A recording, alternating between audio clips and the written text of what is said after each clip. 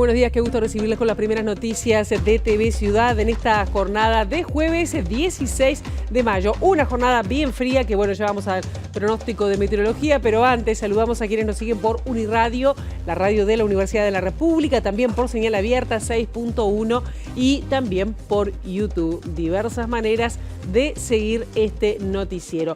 Vamos ahora rápidamente al pronóstico de meteorología para las próximas horas, que viene de frío, aunque lo más fuerte ya está pasando, porque hasta hoy había un aviso de tiempo frío. Bueno, mañana viernes parece que tampoco viene bien, ¿eh? 5 y 15 grados las temperaturas extremas para esta jornada para el área metropolitana. El cielo estará nuboso con bajas temperaturas. Mañana viernes 17 de mayo, bueno, seguirá frío. 6 la mínima, 14 la máxima para meteorología. Según meteorología, y también el cielo estará nuboso, no se prevén precipitaciones. Donde sí puede comenzar a llover es el comienzo del fin de semana, es el sábado 18 de mayo, feriado, 6 y 13 grados, las temperaturas extremas previstas para esa jornada, pero bueno, puede haber precipitaciones aisladas según el pronóstico de Inumet. Tenemos muchos temas para compartir con ustedes hasta las 9 de la mañana. Política, por supuesto, una de las tónicas de estas jornadas. El Frente Amplio finalmente va a denunciar en esta jornada ante la Corte Electoral al precandidato blanco Álvaro Delgado por incumplimiento de la ley 17.045 que regula la publicidad electoral, tema que venimos ya siguiendo desde hace algunas jornadas. La Asociación de la Prensa Uruguaya expresó preocupación por la aprobación de una ley de medios como la que se aprobó en el Parlamento, que violenta las libertades de expresión y de prensa en medio además de una campaña electoral. También vamos a estar hablando de la resolución de la fiscal de homicidios, Mirta Morales, que formalizó la investigación por el asesinato del hincha de Nacional, este hombre de 37 años, y además un joven de 19 años irá 5 meses a prisión preventiva. Algunas de las resoluciones que tuvieron además lugar como consecuencia de los festejos del aniversario de Nacional. La diputada Alexandra Insaurralde dijo que enviarán una minuta de comunicación al Poder Ejecutivo para eliminar el impuesto específico interno, es decir, el IMESI a la cerveza tras el cierre de la planta de minas de Fábricas Nacionales de Cerveza. Vamos a recordar además que Insaurralde es diputada por el departamento de La Valleja, representante nacional por ese departamento. La Facultad de Humanidades inició investigaciones administrativas y sumarios a quienes rechazaron al docente uruguayo-israelí Alberto Spektorovsky como responsable de un curso que se iba a dictar allí en esa facultad. Ayer por este tema además fueron al Parlamento representantes de la Universidad de la República.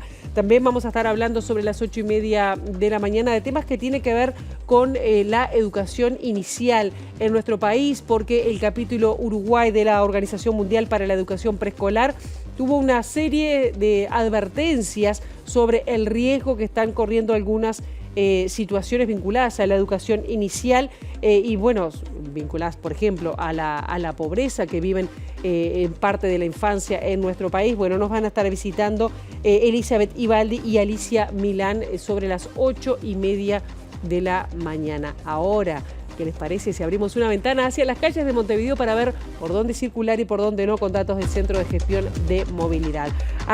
@IMTránsito, @MBD Transporte, para seguir en tiempo real los cambios que puede haber en la circulación.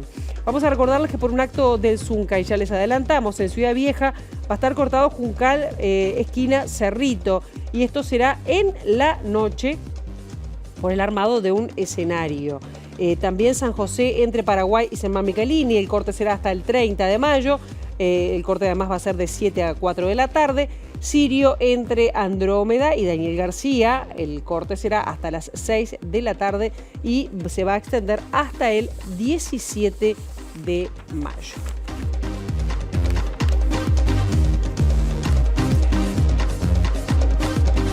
Como dijimos, el Frente Amplio va a presentar ante la Corte Electoral una denuncia por incumplimiento de la Ley de Regulación de Publicidad Electoral. El spot televisivo del precandidato nacionalista Álvaro Delgado dura 5 minutos y bueno, recientemente se pudo ver en los medios de comunicación y fue lo que desencadenó entonces esta denuncia. Sobre este tema, el que habló fue el precandidato Álvaro Delgado, que aseguró que este spot no viola ninguna norma, ya que invita a descargar el programa de gobierno que propone. Además apuntó que otros políticos también han emitido propaganda electoral y que al Frente Amplio le molesta el contenido, donde repasa lo hecho por el actual gobierno.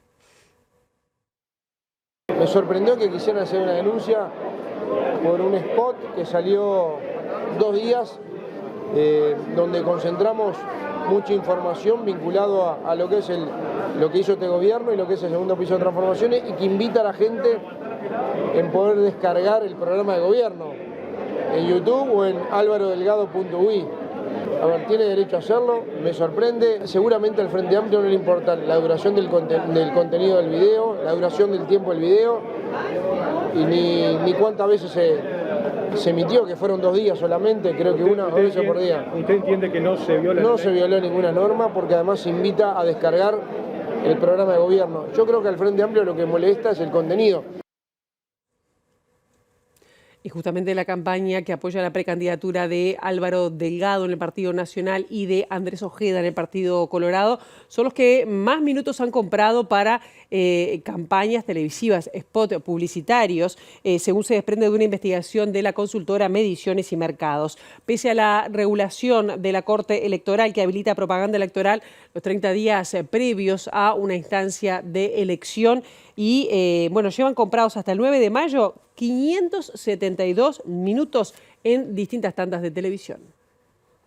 Un reciente informe de la empresa de investigación Mediciones y Mercados analiza la cantidad de segundos pautados de publicidad política en televisión desde el 1 de enero hasta el 9 de mayo del 2024. El análisis indica que fueron 34.359 segundos de propaganda política, un equivalente a 572 minutos. Del informe surge que quien gastó más dinero destinado a campañas televisivas fue el precandidato colorado Andrés Ojeda, con 10.528 segundos, un equivalente a 175 minutos de publicidad, seguido por el precandidato nacionalista Álvaro Delgado, que ha contratado 10.453 segundos televisivos, un equivalente a 174 minutos. Mientras Ojeda comenzó a emitir sus primeras publicidades en el mes de febrero, Delgado empezó a tener presencia televisiva desde el mes de marzo. Detrás de estos dos precandidatos sigue el nacionalista Jorge Gandini, con 5.328 segundos, número que equivale a 89 minutos. El colorado Guzmán Acosta y Lara, con 3.718 segundos, un equivalente a 62 minutos,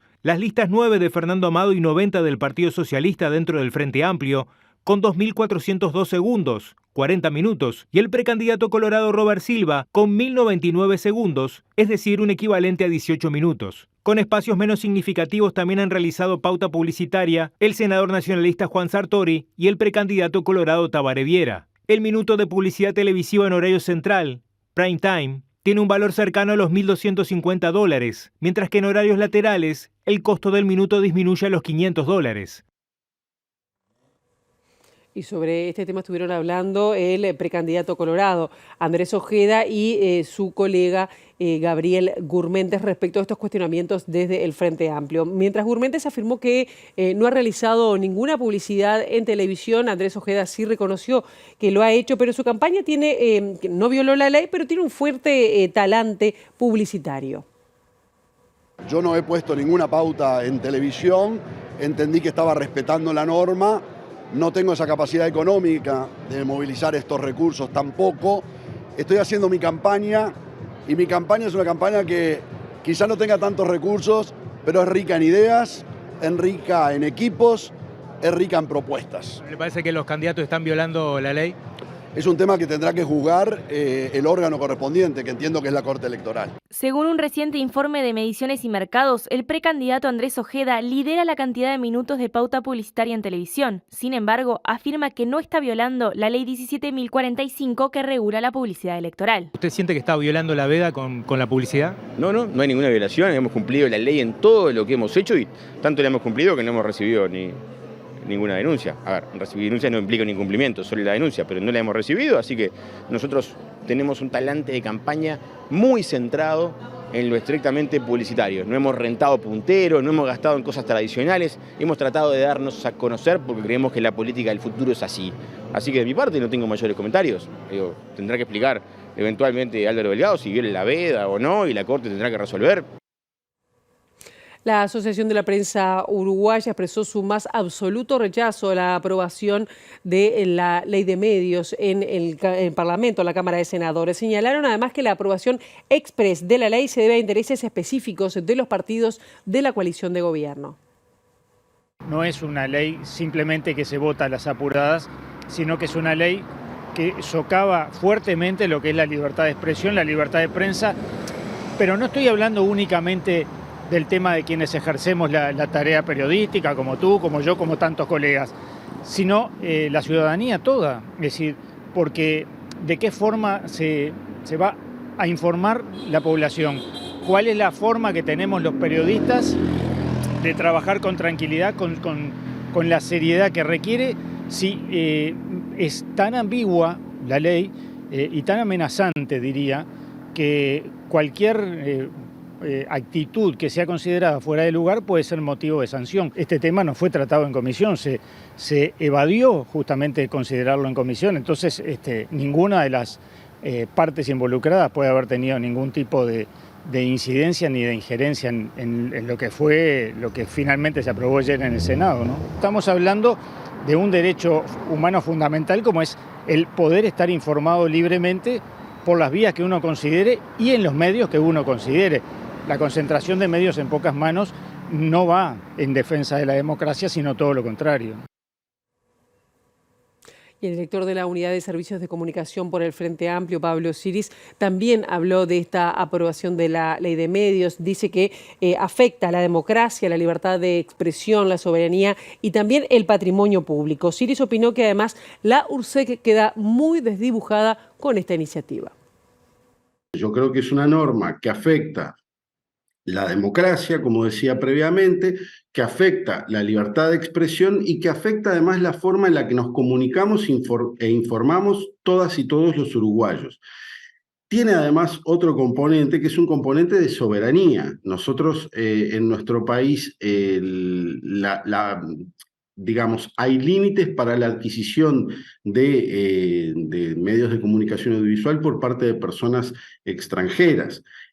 Particularmente en el caso de los cables, se eliminan estos requerimientos y se aumenta el margen para la concentración de empresas de cable. El director de la URSEC dijo que con esta ley el organismo queda desdibujado y pasará a ser un organismo testimonial. Los lineamientos que lleva adelante la URSEC emanan del Poder Ejecutivo.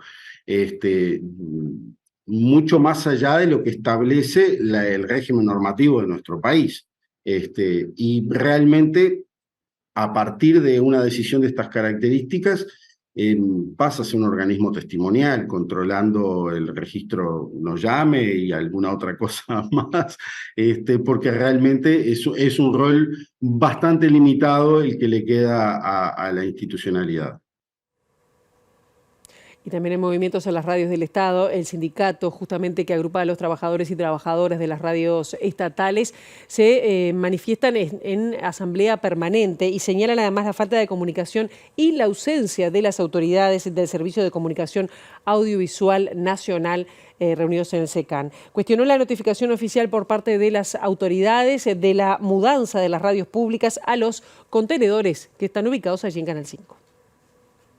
El 14 de mayo, SUTRE, el Sindicato Único de Trabajadores de las Radios del Estado, recibió el primer anuncio oficial del traslado del estudio de Radio Uruguay, CX26, a las instalaciones aún en obra en contenedores sobre los techos de Canal 5. Desde el gremio entienden que no están dadas las condiciones para albergar adecuadamente tanto a las personas encargadas de la salida al aire como a quienes trabajan en producción. Además señalan que han constatado diversos problemas edilicios, falta de estabilidad de los pisos, persistencia de agua por filtraciones, vibraciones en las estructuras ocasionadas por el tránsito de personas en las instalaciones o la indispensable aislación sonora. Consideran que el proyecto es improvisado y que no ha previsto problemas operativos que van a surgir al tener las distintas emisoras en distintos puntos de la ciudad. Además, como el espacio está aún en obras, no existe un protocolo de seguridad y tampoco se han tomado medidas para asegurar la accesibilidad. El sindicato denuncia que este proyecto tuvo un costo de $600.000 y señalan que, como fue financiado con recursos propios del Servicio de Comunicación Audiovisual Nacional, se generaron carencias presupuestales para asegurar el correcto funcionamiento de los medios.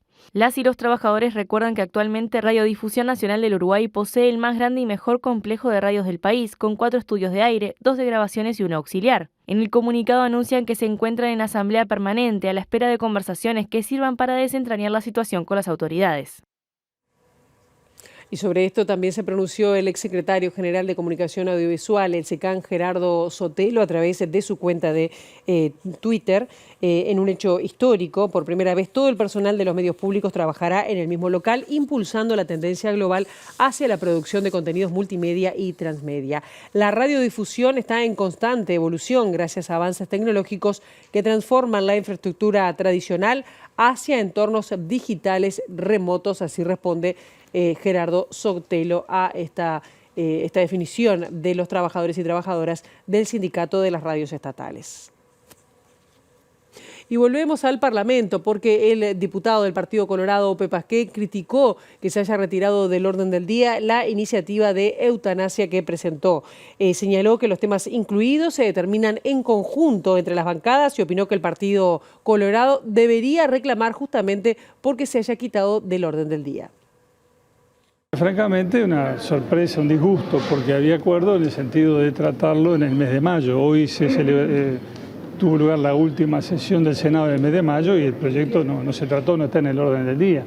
Y esto francamente nos disgusta porque aspiramos a que haya un pronunciamiento, que cada uno vote lo que quiera votar, libremente, naturalmente, no puede ser de otra manera, pero aspiramos sí a que haya una definición, que se resuelva esto por sí o por no. No olvidemos que este estudio del Senado desde el mes de octubre del año 2022 es tiempo de que haya una definición. Ayer se votó, sin embargo, como grave y urgente la ley de medios. ¿Entiende que los planteos en la coalición se miden distintos según quién los realice?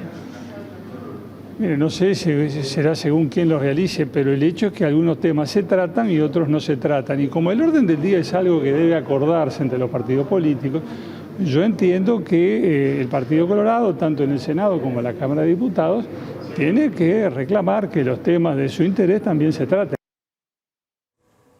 El rector de la Universidad de la República, Rodrigo Arín, dijo que la Facultad de Humanidades y Ciencias de la Educación inició sumarios administrativos a los que se opusieron y rechazaron la presencia en un curso del docente uruguayo-israelí Alberto Spektorowski. Ante la Comisión de Educación y Cultura de la Cámara Baja, Arín aclaró que el curso no se suspendió, sino que será brindado por el mismo profesor en este semestre.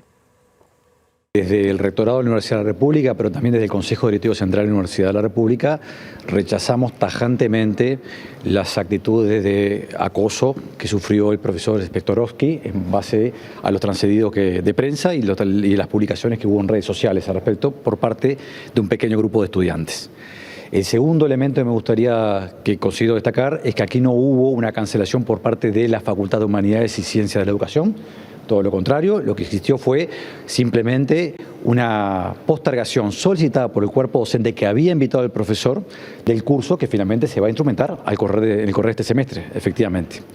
En tercer lugar, también me gustaría señalar con mucha precisión que desde la Universidad de la República nuestro objetivo es construir un ámbito en donde todas las posiciones y todas las visiones sostenidas en el respeto recíproco se mantengan y se expresen en las aulas y en la vida institucional. ¿Qué le trasladaron los docentes por la postergación?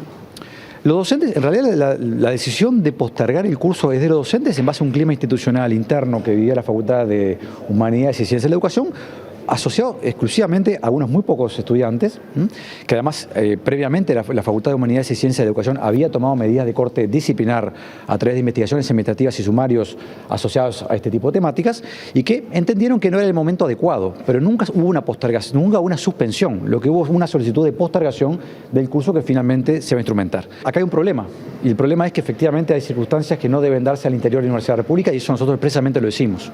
Lo que no es cierto es que haya decisiones institucionales ni del Consejo de la Facultad y menos del Consejo Directivo Central de suspender un curso.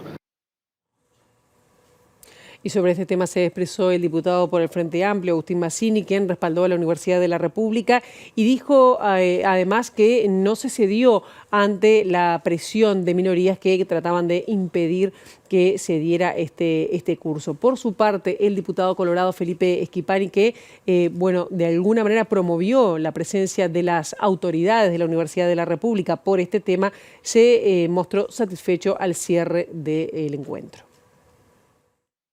Yo diría que lo más destacable es que hay voluntad de las autoridades universitarias de que este curso se realice, de que no haya ningún tipo de discriminación ni cancelación a este destacado profesor, y admitieron que hay un problema con estos grupos radicales que existen en la Facultad de Humanidades, pero también establecieron una serie de mecanismos para, procurar de que estas cosas no vuelvan a ocurrir.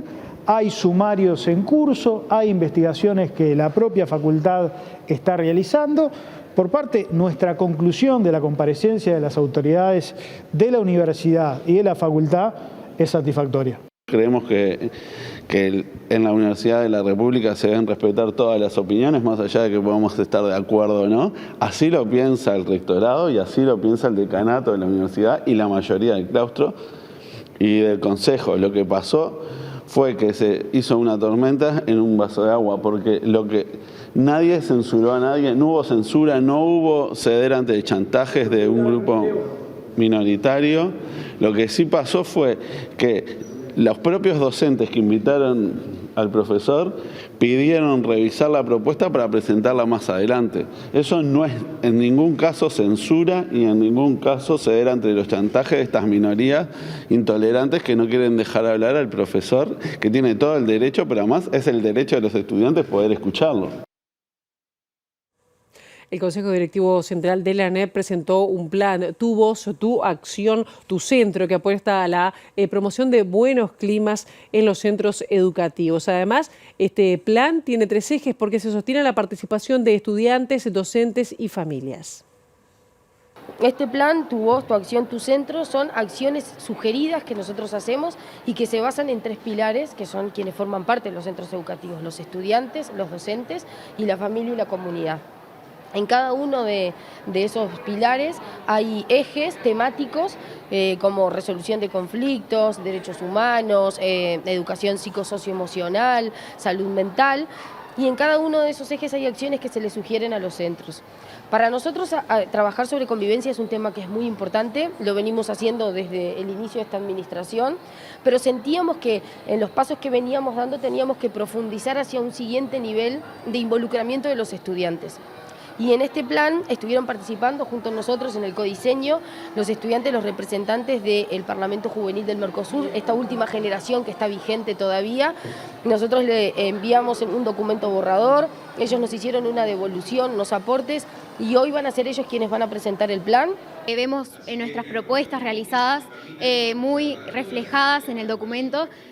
También tuvimos la oportunidad de participar y de ver la elaboración. Estamos muy contentos, sentimos que nuestra voz fue escuchada y que eso es muy importante. Creemos que, por ejemplo, la gestión y resolución de conflictos es elemental, el manejo y educación de las áreas psicosocioemocionales son elementales y, bueno, entre otros ejes que transversalmente se tratan en el plan, que son elementales. Y sobre educación y buenos climas, buenos ambientes en los centros de estudio va a estar nuestra compañera Juliana Perdomo, que tiene esa información. Juliana, muy buenos días, bienvenida.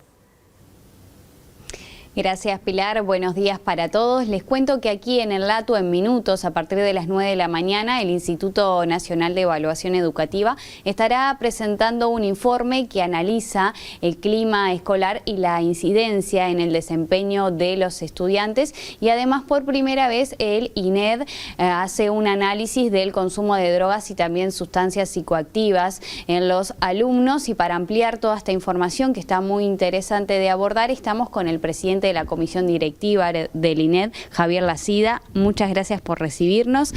¿Cuáles son las principales conclusiones de este informe que analiza varios aspectos del contexto también familiar de los alumnos? Sí, como tú decías, es una línea de trabajo que queremos profundizar, que es no solo mirar los aprendizajes, que es el foco de preocupación y de interés del instituto, sino aquellos factores que favorecen o dificultan el aprendizaje. E identificamos una serie.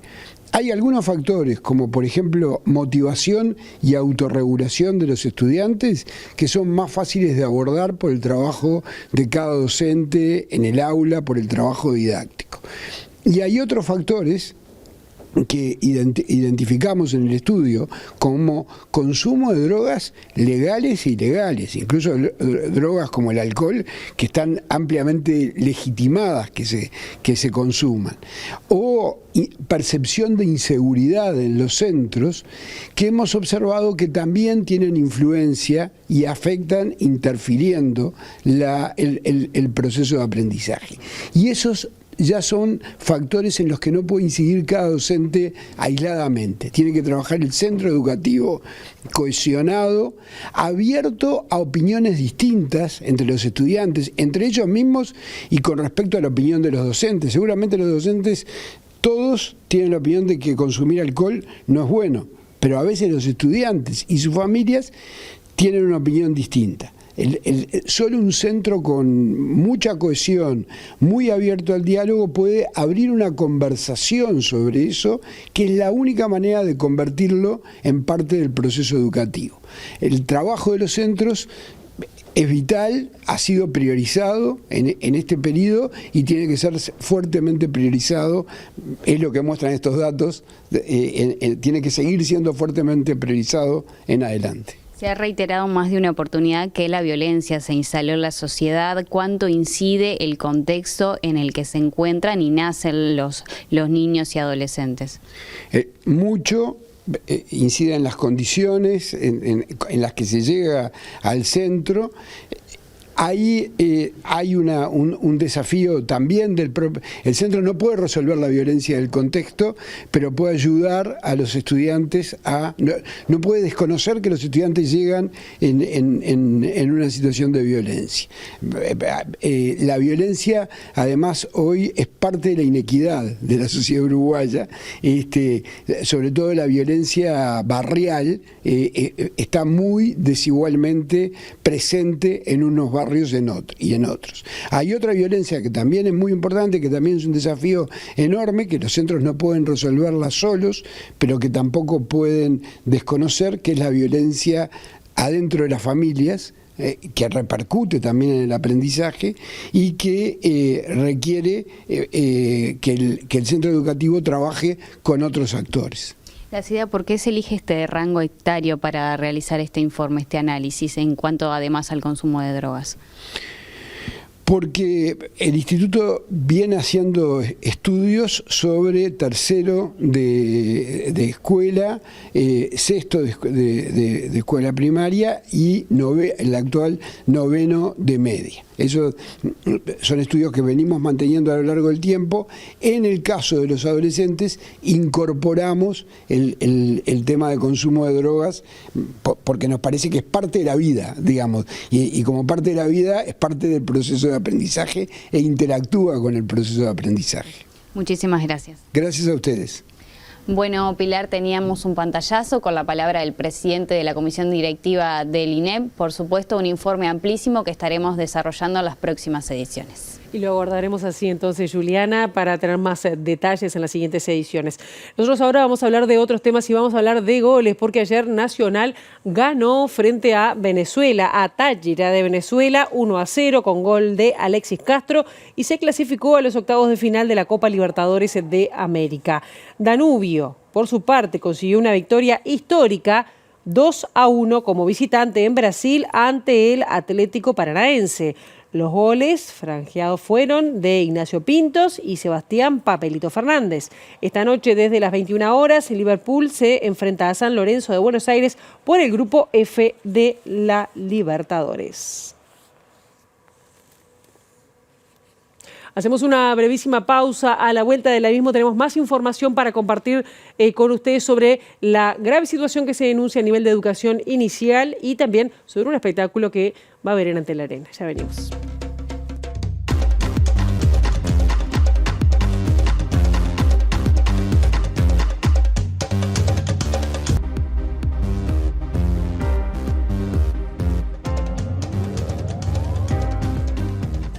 Sigue fría la mañana, pero ahora le vamos a poner calor porque una reciente resolución del capítulo Uruguay de la Organización Mundial para la Educación Preescolar alerta sobre la grave situación de la infancia o de la primera infancia en nuestro país con varios componentes y además denuncia la omisión o las omisiones del Estado de nuestro país en solucionar o atender alguna de estas situaciones deficitarias. Y vienen por esta organización Elizabeth Ibaldi, maestra consejera del CODICEN electa además por los docentes. Elizabeth, muchas gracias por venir. Y Alicia Milán, también maestra especializada en educación inicial y también integró el equipo de gestión del Consejo de Educación Inicial y Primaria. ¿Por qué le digo estos cargos? Porque saben de lo que estamos hablando. Son docentes y además integraron cargos de gestión y ahora están por esta organización mundial con mirada hacia la educación inicial. Ustedes, manifestaron preocupación por algunos indicadores que tienen que ver, por ejemplo, con la pobreza infantil, que ha aumentado en el último tiempo. Ya era preocupante, sigue siendo, pero ¿cuál es el diagnóstico que les lleva a ustedes presentar esta advertencia de riesgo de la infancia? Bueno, en primer lugar, buenos días. En realidad nosotros lo que quisimos hacer en esta declaración es recabar todos los datos que circulan y que ya son noticia y ponerlos juntos para que se vea la gravedad de la situación. Porque si bien nuestra organización trabaja por los derechos a la atención y a la educación de los niños desde el nacimiento hasta los 6, 8 años, todas las situaciones que los niños y niñas viven en sus contextos inciden en el derecho a la educación y a los cuidados. Claro. ¿Y qué es lo más preocupante y sobre todo cuál es la incidencia o qué acciones se toman para revertir algunas de estas cosas, Elizabeth? Sí, sin duda que lo preocupante es las situaciones de ambiente que se están generando para el desarrollo de los niños, ¿no? Porque los niños llegan al mundo con un bagaje, con un potencial, que en interacción con el ambiente ese potencial se desarrolla o tiene dificultades para desarrollarse. Entonces, estas situaciones de contexto, como planteaba Alicia, están sin duda alguna incidiendo fuertemente en el hoy de los niños, en el presente y también en su desarrollo futuro, ¿no? En poder desarrollar ese potencial, lo cual para un país es una situación que no se entiende, ¿no? Que no podamos apostar a las nuevas generaciones, ¿no? No con una mirada de futuro solamente, claro, sino con la mirada de que, como lo sostiene nuestra organización, los niños son ciudadanos desde que nacen y tienen los derechos a ser tratados como ciudadanos, con los derechos ciudadanos por el Estado. Y por eso titulamos esta declaración una cuestión de derechos. Pensamos que se están vulnerando los derechos de la infancia. Claro, ustedes señalan además las situaciones de violencia denunciadas por el CIPIAB, la situación que no se abren centros o que han cerrado algunos centros CAIF, que no se están habilitando los necesarios. ¿Cuáles serían las omisiones más importantes que desde el Estado se están notando para solucionar estas situaciones? Y bueno, un poco el tema de la falta de planificación y prever un presupuesto adecuado a cada una de las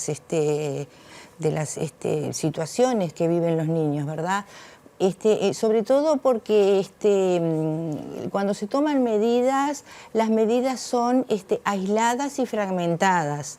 No hay una política que unifique todas las políticas que tienen que ver con la infancia. Por lo tanto, hay presupuesto, por ejemplo, para centros CAIF, pero en este periodo, en estos últimos años, se construyeron centros, no se previó el presupuesto, hay lugares ociosos, Hay niños que no están concurriendo, hay una cifra importante. En el año 2022 se detectaron 32 y ahora sacó un informe en las memorias del Sistema Nacional Integrado de Cuidados que eran más de 34.000 niños que no estaban asistiendo a ningún centro. Entonces son medidas que hay que tomarlas en forma conjunta, porque no vale solamente que el niño concurra a un centro, ni que esté escolarizado en un jardín de infantes.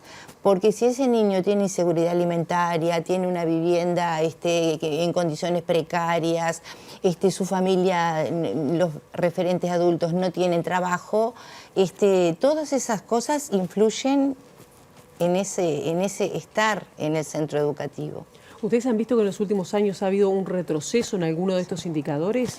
Bueno, la declaración, que la pueden encontrar en nuestra página web, plantea justamente una mirada que nosotros intentamos que fuera integral, de todo lo que está sucediendo y que implica retrocesos. Implica serios retrocesos, políticas que se venían implementando que fueron o redireccionadas o fueron suprimidas. Y bueno, la atención de la primera infancia requiere políticas de Estado, ¿no? que tengan continuidad en el tiempo. Requieren dos tipos de políticas, ¿no? Unas que deberían ser de atención inmediata a la infancia de hoy, y en eso escuchamos que hay propuestas de aumentar las prestaciones y otras de ese tipo, que si bien siempre es poco, es bien recibido, pero también hay que tener una mirada a mediano y a largo plazo para modificar la forma de que estamos gestionando la atención y los cuidados y la educación de la primera infancia. ¿Y cuáles, recién hacías referencia a políticas que fueron suprimidas o redireccionadas, Sí. ¿Cuáles de esas serían las que señalarías como más significativas?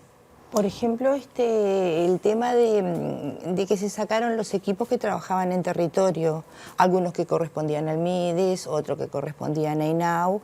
Esos equipos fueron suprimidos y eran los lugares donde las personas de los barrios periféricos tenían una ayuda para resolver determinados problemas que tenían que ver con los trámites burocráticos, incluso de la salud, de la educación. Esos equipos fueron suprimidos en su mayoría y algunos que todavía existen se redujeron en forma importante. Entonces no hay un acompañamiento, porque el niño no hay que pensarlo solo, sino que el niño está en un núcleo familiar de distintas composiciones, como sabemos que puede haber hogares de distintas composiciones, pero esos hogares cuando están con tanta carencias necesitan un acompañamiento de cercanía para poder resolver sus problemas. Esos equipos no están funcionando como deberían funcionar. Claro. ¿Cuál es el salto que debería dar Uruguay para atender esta problemática, ¿no? Porque ustedes además que integran esta organización que es mundial, justamente para sacar esta alerta, ¿no? Bueno, sin duda la asignación presupuestal, el Comité de Seguimiento de los Derechos del Niño, en una de sus observaciones, la observación número 19, plantea justamente que hay que visibilizar los presupuestos para la infancia. Hoy nosotros tenemos presupuestos que están escondidos en otros presupuestos, porque no hay un presupuesto genuino para la atención a la primera infancia, sino que está dentro de organismos que no tienen solo la especificidad de la primera infancia. Son presupuestos poco visibles, pero además de hacer un seguimiento de esa inversión, lo que plantea la observación número 19 es que en momentos en que la infancia pasa por situaciones difíciles, como en nuestro caso es estas situaciones de pobreza y violencia, en otros casos es guerra, en otros casos son los procesos los temas climáticos, los presupuestos deben incrementarse, porque la infancia no puede ser víctima de estas situaciones. Al contrario, los presupuestos deberían incrementarse. Entonces, uno de ellos es el tema presupuestal y otro es el tema de la unificación de la gestión, que no implica uniformizar, porque hay riqueza en cada una de las propuestas que se han implementado para la primera infancia. Pero a partir de esas riquezas y esas diferencias y esa diversidad, tratar de unificar la gestión para evitar los puntos de fuga. porque hay muchos puntos de fuga en cuanto a las políticas, en cuanto al presupuesto, en cuanto a las acciones. Y a nivel educativo, ustedes que son maestras y han estado además en la gestión educativa, plantean algunas deficiencias que, bueno, falta de flexibilidad en los modelos de atención de los centros, demora la implementación de duplas técnicas de apoyo a las familias en el territorio, que es lo que hablabas, pero también en la educación, que seguimos hablando de una educación pública con pocos centros de horario extendido o de 8 horas. Es decir, un tema de cuidados también. Claro, es decir, en eso vemos una contradicción en el sentido de que, por ejemplo, en educación inicial, desde el año 2019 hasta la fecha, hay 20.000 niños menos. Por lo tanto, eso redundaría en que hay maestros que están sin grupos a cargo, de espacios ociosos, y sin embargo vemos que hay un crecimiento de los grupos de 8 horas, de tiempo completo, de tiempo extendido, muy escaso. Entonces es una contradicción. Por un lado, menos niños y la atención no mejora. Y en grupos que podrían ser más chicos y no son. Exactamente, justamente en educación inicial, en las escuelas que demandan, que son muy demandadas por las familias, que son las de tiempo, las de 8 horas, los grupos no bajan de 30 niños. Ahora, el gobierno ha dicho esos niños que justamente no van en hogares más, en zonas más problemáticas. ¿Qué pasa con esos niños que no van? ¿No es el servicio que necesitan? Digo, como una lectura también hasta como docentes y con una mirada más amplia. Hay una situación de los niños pequeños, estamos hablando del nacimiento hasta los 8 años, que están muy ligados a las situaciones que atraviesa la familia. Entonces, si no se apoya también a la crianza, o sea, si no generamos condiciones para facilitar, promover, acompañar los procesos de crianza, el niño se ve envuelto en situaciones en las que muchas veces ve hipotecada su asistencia al centro, lo cual es muy riesgoso, porque ya lo dijo Fravoni, que es un pedagogo italiano, que el jardín de infantes es el lugar donde los niños y las niñas reivindican allí sus derechos. Fueron creados hace muchísimo tiempo en el Uruguay, en 1892, y es la institución donde se educa y se cuida a los niños pequeños. Ya tenemos que cerrar, pero con esto les pregunto, Uruguay, ustedes lo decían al final de la declaración, que como decía está publicada, es pública, no está cumpliendo con algunas convenciones que firmó el Estado uruguayo. ¿Piensan llevar más adelante, digamos, una iniciativa para denunciar, además de lo público, esta situación? Sí, justamente nosotros como organización entendemos que también tiene que ser visible para la sociedad todo lo que está pasando, y por eso las organizaciones que trabajan con los derechos del niño se han formado alianzas para trabajar juntas.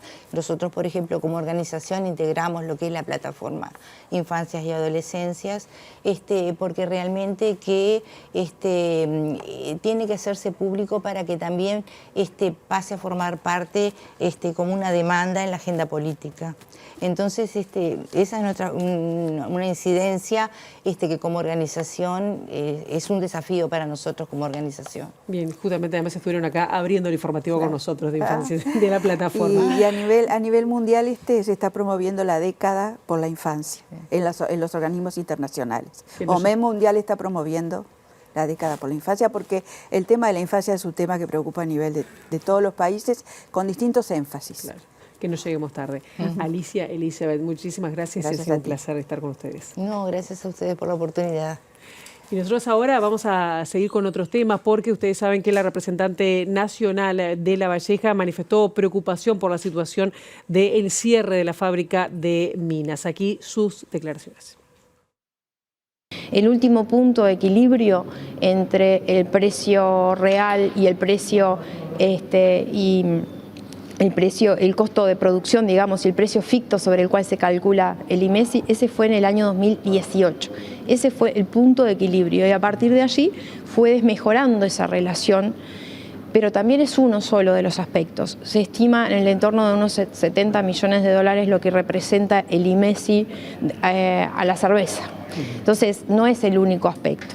Nosotros allí, en esa conversación, y personalmente lo transmito, advertí una apuesta a lo que es los envases retornables. La diputada señaló que el fomento a los envases retornables permitiría aumentar la competitividad y mejorar el precio. Sobre la confirmación del cierre de la planta, Insaurralde dijo: No pueden ellos adelantar que se cierra o que no se cierra, porque si cambia solo uno de los factores, ¿no? Hablando de una multicausalidad, les cambia el escenario y por supuesto que lo tienen que estudiar.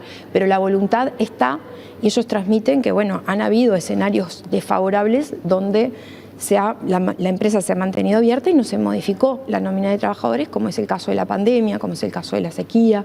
Es decir, la voluntad está.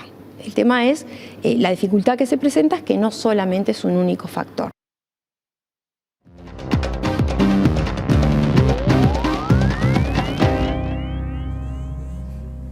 Y en esta columna cultural hay novedades porque hay un toque distinto en el Antel Arena, y con esta información estamos recibiendo con muchísimo gusto a nuestro compañero Eduardo Delgado. ¿Cómo andás, Eduardo? Hola, Pilar, un gusto saludarte. Sí, porque la agenda musical de la ciudad, por suerte, siempre es variada e intensa, pero desde hoy se hace particularmente intensa y variada, porque hay que recordar que, por ejemplo, hoy jueves empieza el ciclo de 10 auditorios del Sodre, ya con entradas agotadas de Jaime Ross.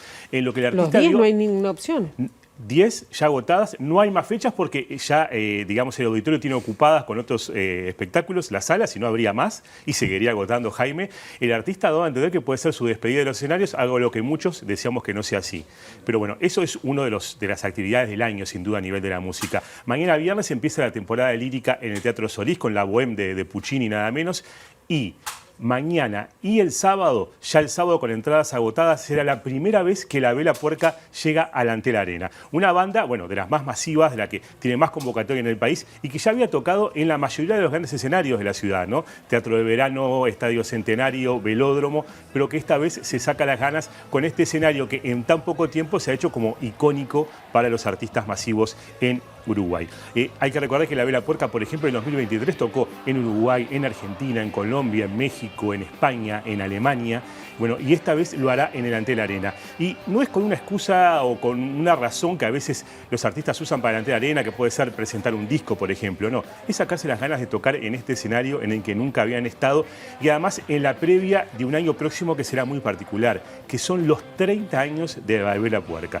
Nos hablan sobre lo que es esta primera vez en el Antel Arena.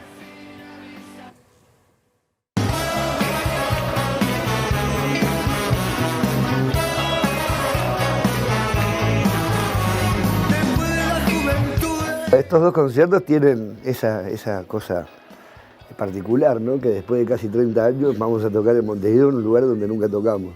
Y eso también tiene un plus para la banda y para el público también, ¿no? Porque es como todos vamos a ir por primera vez a un lugar, ¿no? Entonces, bueno, tiene esa cosa particular. Y después nada, a veces conciertos que generalmente uno, cuando toca Montevideo, es porque presenta un disco o porque cumpleaños o porque siempre hay como una excusa y una presión de alguna manera, y no, es como las viejas épocas, tocar por tocar, hacer una recorrida por todos los discos, y tomar carrera para el año que viene, que son los 30.